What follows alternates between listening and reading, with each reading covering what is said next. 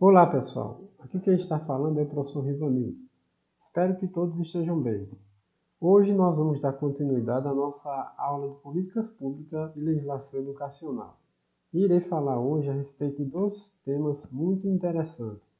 O primeiro deles é justamente o Plano Nacional de Educação, ou o PNE, como é mais conhecido. Então veja só, o que é o PNE? O Plano Nacional de Educação foi aprovado em 26 de junho de 2014 e terá validade de 10 anos. Esse plano estabelece diretrizes, metas e estratégias que devem reger as iniciativas na área da educação. Ou seja, durante esses 10 anos em que esse plano estiver em vigor, ele vai justamente ter determinadas metas e diretrizes que irão se trabalhar para alcançá-las, certo? Então, nós podemos também observar o seguinte: o plano é composto de 10 diretrizes, 20 metas e 250 estratégias. Essas metas, nós podemos observar o seguinte: elas são justamente utilizadas para ser alcançadas estratégias. Por isso que tem tantas estratégias. Tem cerca de 250, certo? Então vamos conhecer as metas para cada uma das situações que nós podemos observar aqui. A primeira está relacionada à educação infantil, certo? Então veja só, no que diz respeito à educação infantil, o Plano Nacional prevê que até 2016 todas as crianças com idade entre 4 e 5 anos deveriam estar matriculadas na pré-escola. Além disso, é interessante destacar também o seguinte: o plano estabelece que a oferta de vagas em creches seja ampliada de forma a atender no mínimo 50% das crianças menores de 3 anos e 11 meses até 2024, no tempo em que estiver vigorando o plano, certo? Mas, por outro lado, nós podemos observar o seguinte: olha só, a matrícula de crianças de 4 a 5 anos passou de 91 a 91,5% em 2016 e 93,8% em 2018. Isso quer dizer que está havendo um aumento, né, no decorrer desse tempo. Tá? A expansão desse número para 100% representa ainda um grande desafio, já que aí nós podemos observar o seguinte: que são 6,2%, né, ainda para se alcançar a meta em que o plano determinou aí, certo?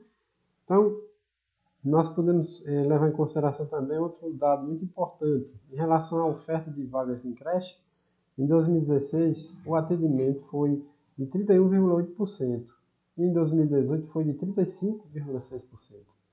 Ou seja, a meta estabelecida para 2024 é que esse número chegue a 50%. Né? Ainda está faltando bastante coisa para se alcançar os 50%. Né? Até porque nós podemos observar que em 2018, né, em 2018 chegou apenas a 35,6%. Né?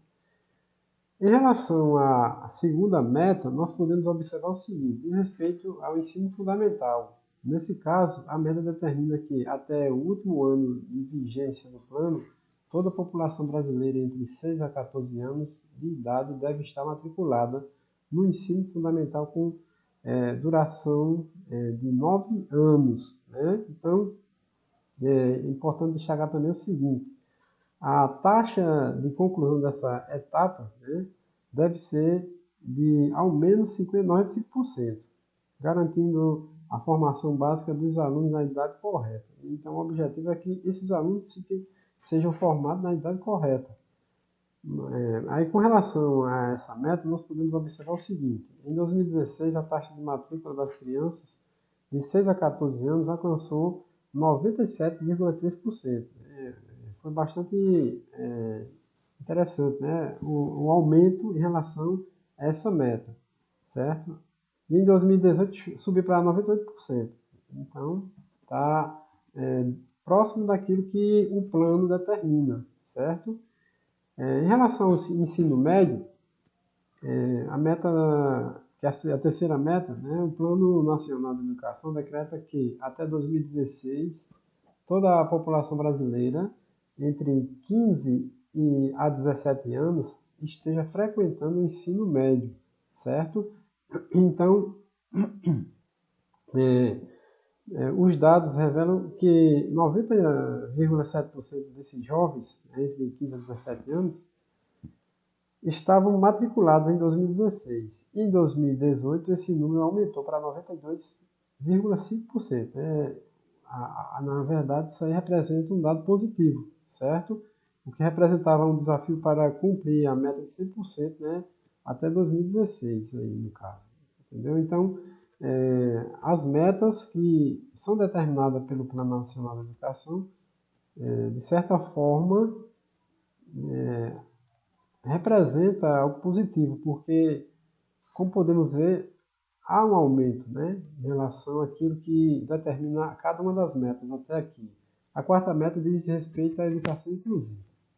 Então vamos ver aqui, olha, o plano deve também prever que todas as crianças e os adolescentes entre 4 a 17 anos com algum tipo de deficiência, transtornos, habilidades especiais ou superdotação devem ter acesso à educação básica e ao atendimento especializado, certo? Então, os dados coletados pelo IBGE retratam o seguinte: não permite diagnosticar a situação em relação a essa meta. Por causa disso, os dados mais recentes, né, a respeito da educação inclusiva são de 2010, um pouco antigo já, né? Naquele ano, 82,5% da população entre 4 a 17 anos com algum tipo de deficiência estava matriculado, né? Então, está um pouco ultrapassado os dados em relação a essa meta aqui. A quinta meta diz respeito à alfabetização. A meta é alfabetizar todas as crianças do país até, no máximo, o final do terceiro ano do ensino fundamental, certo? Então, em 2016, os indicadores de aprendizagem das crianças apontavam que apenas 45,3% estavam aptas a ler com desenvoltura, 66,1% a escrever corretamente e 45,5% tinham conhecimentos adequados em matemática. Sendo assim, é interessante destacar que melhorar a proficiência das crianças em leitura, escrita e matemática segue como um grande desafio, né? Como um dos maiores desafios que a gente pode levar em consideração no âmbito educacional atualmente, como podemos observar aí. A sexta meta diz respeito à educação integral. Até 2024, o Plano Nacional de Educação pretende disponibilizar educação em tempo integral em metade das escolas públicas do país, de modo a atender, no mínimo, 25% dos alunos da educação básica. Os resultados, né, nesse caso aí, revelam o seguinte: em 2014, 42% das escolas públicas ofereciam matrículas em tempo integral. Em 2017, 15,3% das matrículas eram de educação em tempo integral. Então, podemos observar aí que a questão da educação integral ainda está distante daquilo que determina a meta, certo? Então, vamos ver aqui a sétima meta, que diz respeito ao aprendizado adequado na idade certa. O plano também visa conquistar melhores médias nacionais para o Índice de Desenvolvimento da Educação, o IDEB. Isso. Então, a meta para 2015 era de 5,2 para os anos iniciais no ensino fundamental, e 4,7 para os anos finais e 4,3 para o ensino médio. Então, veja só, os resultados mostram que a meta para os anos iniciais foi cumprida e excedida, né, no caso aí do prazo atingido, 5,8% em 2017. Já para os anos finais, né, no que diz respeito ao ensino fundamental 2 e ensino médio, né, nós podemos destacar o seguinte: a meta não foi alcançada dentro do prazo, já que o IDEB alcançou apenas 4,7% em 2017. Em relação ao ensino médio, não houve o cumprimento da meta dentro do prazo, pois no mesmo ano o IDEB foi de 3,8, certo? Então ficou um pouco aquém daquilo que a meta determina, certo? Na verdade, não alcançou a meta. Então, tudo isso representa algo para refletir e verificar o que realmente aconteceu, né? Então, veja só, a oitava meta, que diz respeito à escolaridade média, o Plano Nacional de Educação prevê um incremento na escolaridade média da população entre 18 a 29 anos, de forma a atingir 12 anos de estudo até 2024, certo? Então, essa meta abrange moradores de zonas rurais, com regiões com as menores taxas do país e os 25% mais pobres, né? Então abrange tudo isso aí, essa meta. Além de nivelar também esse indicador entre negros e não negros, de acordo com o que indica o IBGE, certo? Aí, com base nessas metas, em 2015, a escolaridade média da população entre 18 e 29 anos foi de 8,3 anos para moradores do campo e 8,5 anos para a parcela mais pobre da população e 9,5 anos para negros e 9,3 para a região de menor escolaridade. Então, podemos observar que os números aí revelam, certo? Uma certa discrepância em relação àquilo que determina a meta, né? Então, é importante também levar isso em consideração e observar essa questão, certo? Porque falta muito para se alcançar aquilo que a meta está determinando. A nona meta diz respeito à alfabetização e alfabetismo de jovens e adultos. Elevar a taxa de alfabetização da população com 15 anos ou mais para 93,5% até 2015, né? Isso aí é a meta. E até o final da vigência, isso até 2015, né? Até o final da vigência do Plano Nacional de Educação, a meta é erradicar o analfabetismo absoluto e reduzir em 50% a taxa de analfabetismo funcional. Então, olha só, nós podemos observar aí que a questão do analfabetismo é um problema muito sério, certo? E essa erradicação é um dos objetivos que está dentro dessa meta. Aí vamos verificar aqui o que indica aquilo que está sendo mostrado para a meta e para a realidade hoje em dia, certo? Em 2015, os números indicaram uma taxa de 92% de analfabetismo, e enquanto a meta era de 93,5%, certo? Ficou próximo daquilo que determina a meta. Quanto ao analfabetismo funcional, que é aquele analfabetismo que a pessoa sabe ler, sabe escrever, até sabe escrever, mas não consegue decifrar aquilo que está lendo. Então, isso aí é o chamado analfabetismo funcional. Os resultados apontam para uma taxa de 29% dos brasileiros maiores de 15 anos no ano de 2018. Então, ainda existe, né, um percentual muito elevado em relação a essa questão do analfabetismo funcional. A 10ª meta, que diz respeito à EJA, integrada à educação profissional, fala o seguinte: o plano também enfatiza a importância de alinhar os ensinos fundamental, médio e profissionalizante, de modo a ao menos 25% das matrículas de educação de jovens e adultos integrem esses aprendizados até 2024, certo? Então a meta é justamente que chegue a 25% até 2024. Mas de acordo com os resultados de 2017, apenas 0,5% das matrículas de EJA no ensino fundamental estavam integradas à educação profissional, ou seja, está bem abaixo, muito pouco, né, em relação àquilo que a meta, no caso, almejava, certo?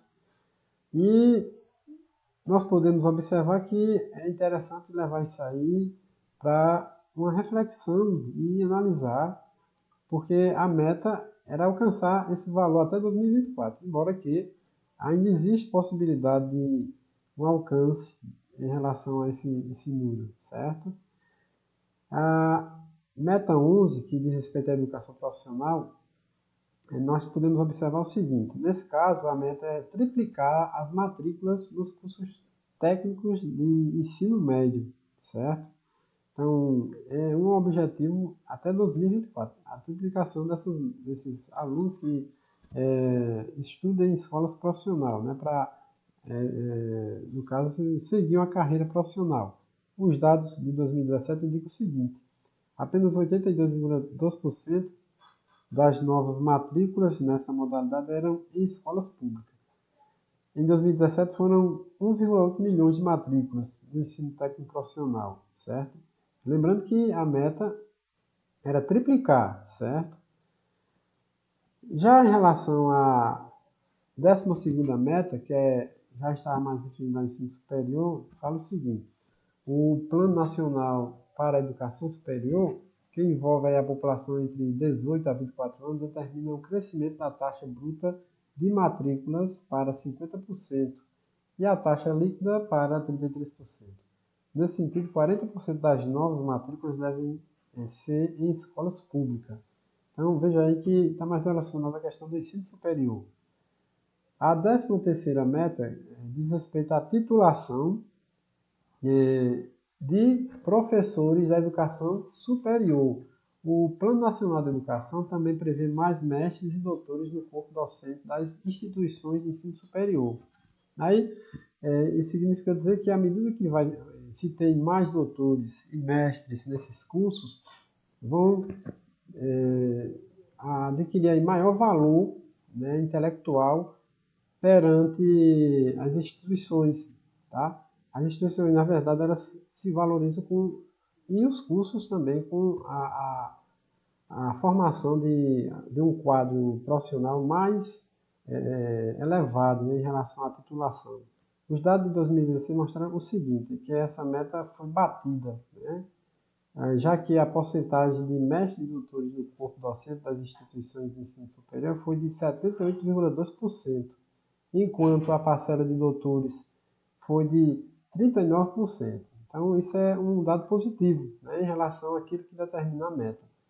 A meta 14ª, que diz respeito à pós-graduação, fala o seguinte: essa meta determina um aumento gradual de número de professores matriculados em cursos de pós-graduação. É por isso que nós podemos observar muitas ofertas de curso atualmente, principalmente para professores, né, para justamente promover aí, né, a formação de professores no que diz respeito, sobretudo, à continuação, à continuidade dos seus estudos após uma graduação, certo? Já a 15ª meta, que diz respeito à formação de professores também, né, que é mais a questão da formação, não da pós-graduação, a meta fala o seguinte: o Plano Nacional de Educação garante uma parceria entre a União, os estados e municípios para a criação de uma política nacional de capacitação dos profissionais da educação até 2024, certo? Então, isso aí é uma forma de valorizar o professor em termos de formação, certo? A porcentagem de professores com ensino superior na área que lecionam em 2017 foi de 47,3% nos anos finais do ensino fundamental. Já para os docentes do ensino médio, essa taxa foi de 55,6% no mesmo ano. Veja que os professores cada vez mais estão se especializando nas suas áreas e existe mais, está se reduzindo aquela questão de ter professores que é de uma área e está ensinando em outra. Uma das grandes, dos grandes objetivos nessas metas é essa aqui, né, de reduzir esses números de professores que costumam ter uma graduação em determinada área e acaba sendo obrigado a ir para outra área e acaba não exercendo a sua especialidade. A meta 16 diz o seguinte, diz respeito à formação continuada e pós-graduação de professores.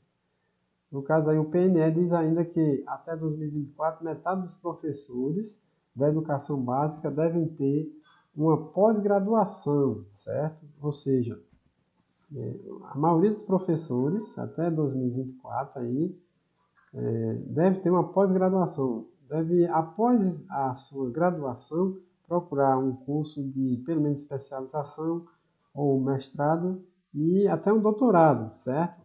Então, os dados mostram que os resultados até 2017 foi 36,2%, certo? Dos professores da educação básica possuem essa pós-graduação. E, no caso, isso aí representa um aumento para se alcançar a meta até 2024, certo? Já em relação à 17ª meta, que diz respeito à valorização do professor, diz o seguinte, né? Nós podemos observar que valorizar os profissionais do magistério, das redes públicas de educação básica de forma a equiparar seu rendimento médio ao dos demais profissionais com escolaridade equivalente. Se observa muito o seguinte, muitas vezes o professor ele tem uma graduação, ele é formado, mas se formos comparar com outros profissionais que têm graduação, que têm a sua formatura, ele vai ter, no caso do professor, uma defasagem em relação à sua questão de valorização salarial, certo? Por exemplo, os dados de 2015 mostram o seguinte, o salário médio do professor era de 52,2% da remuneração em relação a outros profissionais. E isso é extremamente negativo, né? Quase metade daquilo que um outro profissional em outra área tem como remuneração. A 18ª meta, que é o plano que diz respeito ao plano de carreira docente, diz o seguinte, o plano também determina até 2016 a criação de um plano de carreira para todos os profissionais da educação básica e superior pública de todos os sistemas de ensino, certo? Então, nós podemos observar que essa questão do plano de carreira está muito relacionado àquilo que o professor vai ter como reconhecimento através de um salário que recebe através do seu pagamento, né, propriamente dito, quando ele vai ter um reconhecimento a partir daquilo que ele vai se profissionalizando, vai se especializando, né, através de uma pós-graduação, seja através de uma especialização, um mestrado, uma coisa assim. Isso diz respeito à valorização do profissional quando se fala em plano de carreira, né? À medida que vai passando o tempo, ele vai se aperfeiçoando e isso vai se refletindo em questões salariais, né? Seu próprio salário. A 19ª meta diz respeito à gestão democrática. O PNE pretende assegurar as condições necessárias para uma gestão democrática da educação, ou seja, de forma que todos na comunidade escolar possam participar da gestão da escola. Não fica apenas limitado à escola aquilo que vai se decidir em relação à melhoria da qualidade de ensino, certo? A 20ª meta diz respeito ao financiamento da educação e visa a ampliar o investimento da União em educação pública de forma a atingir 7% do produto interno bruto, que é o PIB, né, até 2019. E o equivalente a 10% até 2024, certo? Então, os dados revelam que o investimento em educação no ano de 2014 correspondeu a aproximadamente 6%. Então, de certa forma, podemos observar que essa meta ela pode ser alcançada, né, até chegar a 10% em 2024, certo? Então, isso aqui representa o Plano Nacional da Educação, né, como você pode observar, são propósitos que podem ser alcançados através desse plano, e isso visa simplesmente melhorar aquilo que representa a educação no país inteiro. A partir de agora eu vou falar a respeito do BNCC, né? E o que é o BNCC? É a Base Nacional Comum Curricular, certo? Esse é um documento muito recente, ele foi criado agora, na verdade ele foi homologado agora em 2017, né, há bem pouco tempo, e provoca uma certa alteração naquilo que refere-se ao ensino em escolas de maneira geral, certo? Então, é um documento de caráter normativo que define o conjunto orgânico e progressivo de aprendizagens essenciais que todos os alunos devem desenvolver ao longo das etapas e modalidades da educação básica, assegurando seus direitos de aprendizagem e desenvolvimento em conformidade com o PNE, certo? O BNCC ele foi criado assim de forma bem, digamos, prolongada, né? Houve aí um processo que iniciou em 2014, certo? Ele não foi criado do dia para a noite, ele passou por uma série de versões, de etapas, até chegar na sua versão final.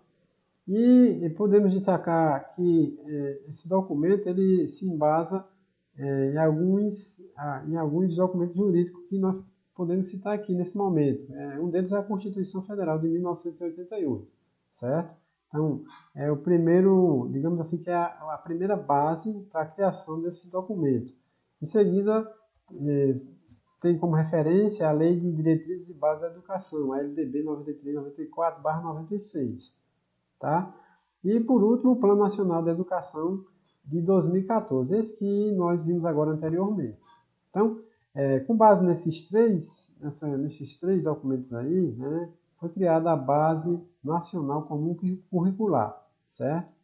E ela começou a ser elaborada em 2014. A partir desta data, surgiram três versões, né?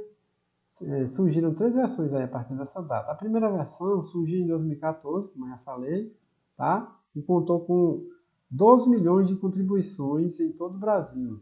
12 milhões de pessoas contribuíram nessa primeira versão, tá? Entre professores, pessoas ligadas à educação, especialistas e tudo mais. Então, veja que foi um documento, né, que teve uma grande participação da população de maneira geral aí, certo? Para surgir a primeira versão. Com base nessa primeira versão, veio a segunda, em 2016, que foi elaborada através de 27 seminários, um em cada unidade federativa. Contou com a participação de 9 mil professores e especialistas. Essa etapa foi realizada em parceria com o CONSED e a Undime, né? O CONSED é o Conselho Nacional de Secretários de Educação, e o Undime, a União Nacional de Dirigentes Municipais de Educação. Então, com base nessa parceria aí, houve, né, esses seminários, né, em cada um dos estados do território nacional para se elaborar essa segunda versão. Aí a terceira versão surgiu em 2017, certo? Ficou pronta em 2017 e foi entregue ao Conselho Nacional da Educação, o CNE. Em seguida, foi discutida em 5 audiências públicas. Essas audiências foi justamente distribuídas nas 5 regiões do país, certo? Após todo esse processo, foi homologado em dezembro de 2017. Para ser mais específico, em 22 de dezembro de 2017. Então, aí, a partir da versão final, surgiu um documento com aproximadamente 600 páginas. Veja que foi bastante extenso, né? Mas também os propósitos que estavam presentes nesse documento, ele abrange todas as áreas, todas as modalidades e etapas da educação, tá? Então, ensino infantil, ensino fundamental, médio, superior, então, tudo isso aí vai estar contido dentro da BNCC. Então, eu apenas separei aqui a parte mais importante que a gente pode pegar inicialmente para falarmos da BNCC, certo? Primeiro ponto é destacar o seguinte: a base comum curricular faz as seguintes orientações: elaboração dos currículos das propostas pedagógicas das escolas públicas e privadas, isso aí ela está justamente orientando exatamente nessas elaborações. Também orienta nas políticas para a formação de professores e na produção de material didático. Tanto é que essa questão do material didático, a partir de 2018, há uma alteração para se adaptar justamente àquilo que se determina pela BNCC. E também orienta as avaliações, tá? Tanto as avaliações em âmbito local como nacional. Veja só, então, a base nacional como curricular tem 10 competências e eu vou apenas abordar a respeito dessas competências, certo? Então, primeiro ponto, o que são competências? É a capacidade decorrente de profundo conhecimento que alguém tem sobre um assunto. Recorrer à competência de um especialista, por exemplo, né? Então, essas competências dizem respeito justamente àquilo que cada discente, cada aluno deve desenvolver, no mínimo, tá, ao longo de sua vida estudantil, até chegar ao final da sua formação, certo? Sobretudo na educação básica. A primeira competência é valorizar e utilizar os conhecimentos historicamente construídos sobre o mundo físico, social, cultural e digital, certo? Então, essa valorização é fundamental. Então, a gente tem que desenvolver essa questão da valorização desse conhecimento e faz parte justamente da formação da pessoa. Segunda competência é exercitar a curiosidade intelectual, recorrer à abordagem própria das ciências, incluindo aí a investigação, a reflexão, a análise crítica, a imaginação e a criatividade mesmo, certo? Aí vamos ver aqui a terceira competência, que é valorizar e fruir as diversas manifestações artísticas e culturais, das locais às mundiais, e também participar de práticas diversificadas da produção artístico-cultural, certo?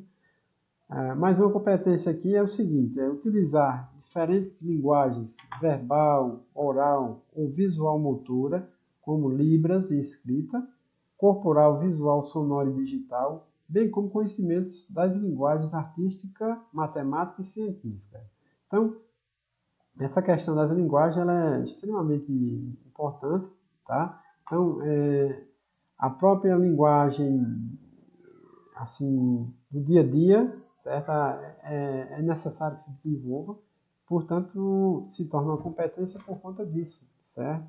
Compreender, utilizar e criar tecnologias digitais de informação e comunicação de forma crítica, significativa, reflexiva e ética nas diversas práticas sociais, incluindo as escolares, para se comunicar, acessar e disseminar informações, produzir conhecimentos, tá? Sobretudo hoje em dia, que nós podemos observar que existe essa questão das fake news por aí. Então, analisar a informação é uma coisa extremamente importante atualmente, certo? E preparar esse aluno para essa nova realidade é fundamental, porque aí nem tudo que se vê nesses meios de comunicações, sobretudo na internet, deve se levar em consideração e nem tampouco fazer a disseminação de certas informações que podem ser muitas vezes falsas, certo? Valorizar a diversidade de saberes e vivências culturais e apropriar-se de conhecimentos e experiências que lhe possibilitem entender as relações próprias do mundo, do trabalho e fazer escolhas alinhadas ao exercício da cidadania e ao seu projeto de vida. Então, isso aí começa justamente a partir de quando a criança está frequentando a escola. Então, isso aí começa a se construir a partir daquilo que se vê na escola. Então, argumentar com base em fatos, dados e informações confiáveis para formular, negociar e defender ideias, pontos de vistas e decisões comuns que respeitem e promovam os direitos humanos, a consciência socioambiental e o consumo responsável. Então, é outro ponto importante que a gente pode destacar, certo? Porque até a questão de você fazer a argumentação, você tem que ter também o respeito em relação às ideias de outras pessoas, né? Por mais que você tenha as suas ideias, mas quando se defende aquilo que você considera correto, muitas vezes não é o correto para outra pessoa. Então, é nesse sentido que se fala essa argumentação aí, certo? Mais uma competência aqui que nós podemos destacar é conhecer-se, né? Apreciar-se e cuidar de sua saúde física e emocional. Isso aí é um ponto importantíssimo, né? Porque de pequeno se aprende a se cuidar, tá? Se você tem orientações corretas em relação a determinadas questões que diz respeito ao seu próprio corpo, então fica muito mais compreensível para a criança, para o aluno, né? Saber que sua saúde depende daquilo que ele faz, né? E dos cuidados que tem, tanto fisicamente quanto emocionalmente, certo? Vamos ver aqui mais uma competência. Agir pessoal e coletivamente com autonomia, responsabilidade, flexibilidade, resiliência e determinação, tomando decisões com base em princípios éticos, democráticos, inclusivos, sustentáveis e solidários, tá? Veja que é bem abrangente essa questão aqui, tá? Então, a questão da autonomia, mas a autonomia sem interferir naquilo que diz respeito ao próximo, ao outro, né? Não ferindo a ética, certo? E de forma democrática, ok?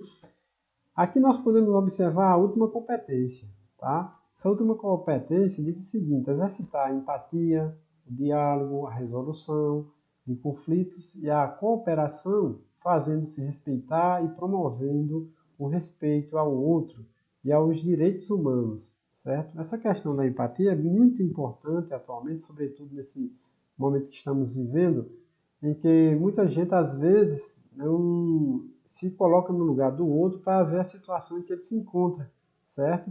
A gente vê que às vezes prevalece, em muitos casos, um certo egoísmo de pessoas que muitas vezes não levam em consideração a atual situação de pandemia, né? Eu falo em relação a isso, tá?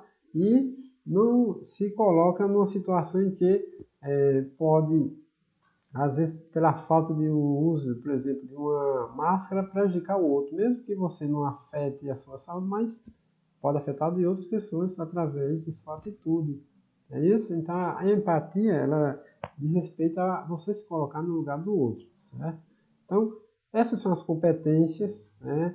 E elas podem representar, de certa forma, aquilo que a Base Nacional Comum Curricular determina para toda a educação em nível nacional, e a partir dessas colocações aqui nessas competências, podemos observar que se todo aluno alcançar tudo aquilo que está determinado aqui, certamente ele vai chegar ao final de do ensino básico, sobretudo, né, com a cabeça, digamos assim, uma formação mais ou menos completa, né?